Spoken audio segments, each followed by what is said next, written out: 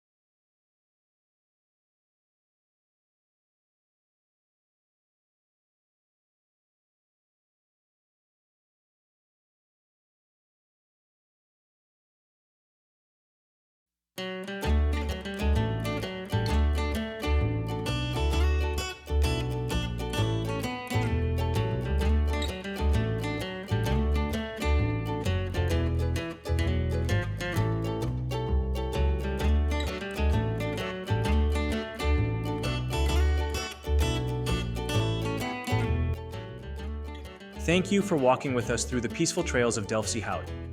We hope you felt the summer breeze and forest calm if you enjoyed this tour. Please like, share, and subscribe to Shutterbugs in Norway for more cozy journeys around the world.